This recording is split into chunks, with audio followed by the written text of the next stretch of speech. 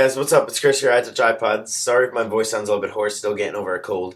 But today, if you guys didn't know, October 20th, 2010, Apple held its Back to the Mac event, which they announced a couple new cool products. One very, very cool new product, very large, and a little couple smaller things in between that I think we'll enjoy. First thing we are going to start off with talking about is iLife 2011.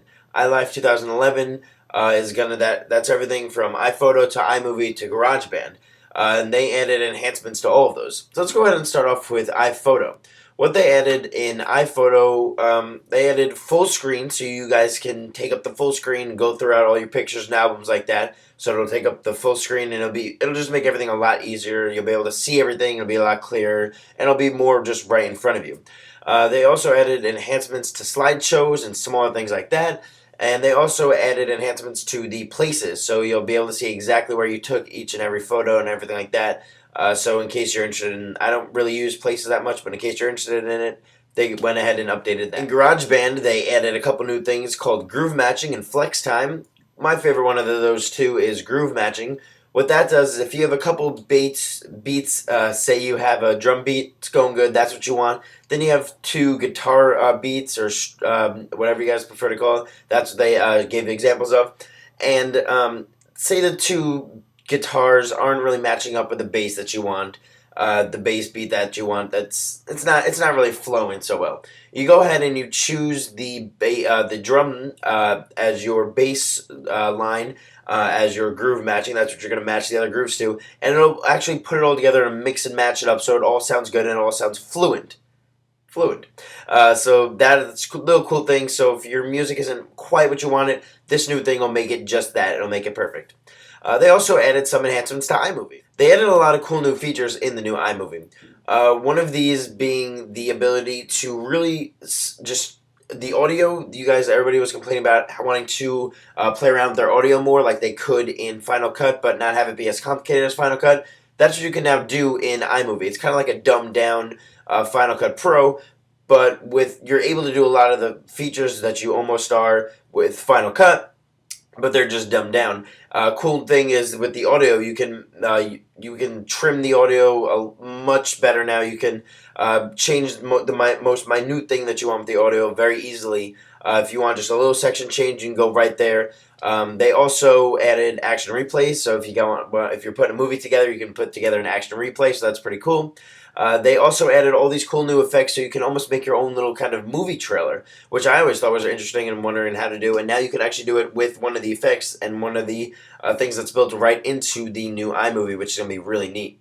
So all these new enhancements to iMovie are going to make it really cool. Definitely, I cannot wait to get my hands on this new iLife, make videos for you guys with all these cool new features, with the audio editing being a lot easier, all the new, like I said, the new thing they have with the one-stop effects where you can add all the new movie trailer-like things. It's going to be really neat with the new iMovie. The editing is going to be much more precise. The dragging and dropping is a lot easier. And definitely cannot wait to try out this new iLife. The price for iLife is going to be $49. So just around and a little bit higher than the price of the previous software update for the Mac. But what the hey, we'll see how it is. You guys will see my review on it as soon as possible. Apple also added a new devoted FaceTime application for the Mac itself. You don't need just to have an iPod Touch with FaceTime-enabled camera or a iPhone 4. They now have a FaceTime application that you can download right now off of Apple's website. It is in beta form, but you can go to Apple's website right now and download it. I'll link you guys to it in the video description. It's really cool. You can chat from iPod to your computer or from iPhone to your computer. It's really neat, and it's been integrated with the next thing that I'm going to talk about a little bit on, being a new MacBook Air. Now, before we go ahead and move on to the new MacBook Air, which we will get to, I want to let you guys know about another cool feature that they announced is the new Mac OS X 10 line. That's going to be the newest operating software available for Macs. That's going to be available next summer of 2011. This really is based around multi-touch and all different new gestures and features you can do with either your trackpad or your Magic Mouse.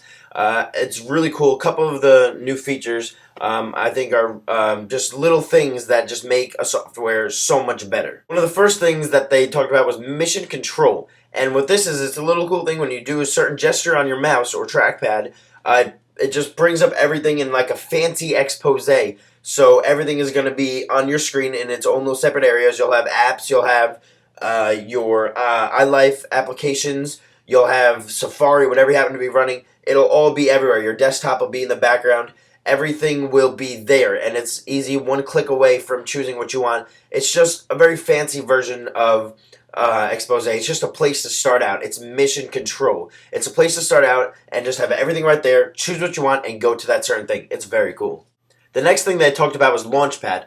A Launchpad is basically an iPad built into your screen, the iPad software built into your screen almost. Because what they've been trying to do is they took the Mac software, they brought it to the iPhone, they took that software, they brought it to the iPad. Now they want to take the iPad software and bring it back to the Mac, hence the Back to the Mac event. Now what this Launchpad does is when you bring it up with a certain gesture on your mouse, it's going to go ahead and bring up all your applications in certain pages, just like on your iPad. So you can go ahead, you have one page of everything that you want.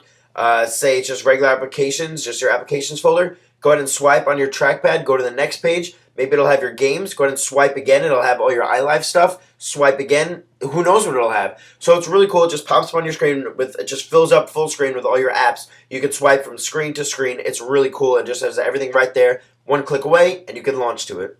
They also added a Mac App Store. Yes, that's a devoted Mac App Store for your Mac, not for your iPad or iPod. It's for your Mac computer. Now, this isn't going to have anything, I'm assuming, nothing like the games and everything that the iPad and iPod have.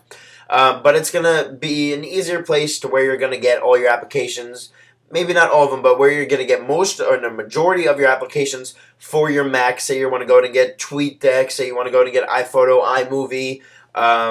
Numbers, pages, things like that from iWork. You can go ahead and get them in here individually and things like that. So it's going to be really cool. Just a certain place that you know for sure that you can go and check to see if they have the software that you need before you're going to look otherwhere. And it's really cool. It's a devoted Mac App Store. Really cool. Now, like I said before, they also added one more thing. Like Steve Jobs always does, he adds one more thing. And today's event's one more thing was the new MacBook Air, as I said before. There are two new versions of this new MacBook Air.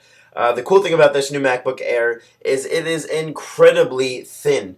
You see how it gets thick, thin, and then you just hold it in between your hands. They have pictures of it. As soon as you open up the website, they have pictures of somebody holding it just like that in between their fingers. It's unbelievably thin.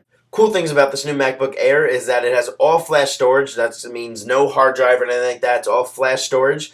Which is going to help it turn on right away. As soon as you open up your MacBook Air, press the power button, it's on, it's right, and with the new features it has, is it takes off right where you led off. So wherever you stopped, it's going to open up to right where you were just there, kind of like on the new iPad and iPod Touch software updates. And really a major thing that they were focusing about in this event with the new MacBook Air is multi-touch trackpad. Now they were talking about how you don't want to reach out and touch the screen like that. Your arm, it's going to get tired. You want to go down. Your body normally wants to go down. You put your arms down, your body normally wants to go down. So what they have is a fully integrated multi-touch trackpad. So you can go ahead and make all your multi-touch gestures just like you would on the Magic Mouse on this trackpad, which you can bring up all your Launchpad, your mission control, when all that comes out with Lion. It has a longer lasting battery. There are two different models, like I said. With the 11-inch model, that's one of them, you get 5 hours of battery life. And with the 13-inch model, that's pretty big for this thin of a device, you get 7 hours of battery life. And they have a standby time of 30 days. 30 days from this little tiny device. That's pretty crazy. It has built-in a high-resolution display with millions of pixels, so you're going to be getting a great, crisp and clear image on such a small device. You're also going to be getting a FaceTime camera built in. Yes, not iSight, FaceTime camera built in. Maybe they're making the migration over to it. Who knows? We'll find out in the future. And they also have stereo speakers built in, so you're going to be getting great sound quality coming out of this small device. For performance-wise, they have the NVIDIA GeForce graphics chip in there. They also have the Intel Core 2 Duo processors in there, which are made very small to give you the most performance possible out of this device itself, the MacBook Air. You have an SD card slot on the 13-inch. Obviously, no optical drive, no CD drive that's going to pop out, but you're sacrificing that for the thin 0.11 inches thick, or I shouldn't even say thick, I should say thin, at the thinnest point of the laptop, and it getting up to 0.68 inches at the thickest part. That's ridiculously small, guys. This is amazing innovation. That's just how you can get something so small but have all this packed in it. It's like Christmas inside a piece of paper. It's pretty cool. The prices for this new MacBook Air for the 11.6 inch is gonna go from $999, so that's $1,000 baseline, to $1,199. So from $1,000 to around $1,200 you're gonna get the 11.6 inch, and the difference there is going to be 64 gigabytes to 128 gigabytes. And if you're interested in the 13.3 inch, it's going to run you 1,300 to 1,600, and the difference you're going to be getting there is from 128 gigabytes to 256 gigabytes. So if you want to go ahead and spend 1,600 on the thinnest thing out there, you're going to be getting 256 gigabytes and 186 gigahertz and the 13.3 inch screen. So it's a pretty good deal for the thinnest thing out there. Would I recommend getting it? I don't know yet. I'll have to see some hands-on videos, but it's looking pretty tempting. So that pretty much sums up everything that happened at the event today. iLife 11, FaceTime dedicated application, everything involved in iLife, iPhoto, iMovie, GarageBand, the new MacBook Air, everything that's integrated within new Lion software, Launchpad, Mission Control, everything that's going to be in there. All this wrapped up into today's small event. So if you guys are interested and want more information about this, definitely go and check out Apple's website. A lot of the stuff is available today. iLife is available today. FaceTime demo is available today, beta.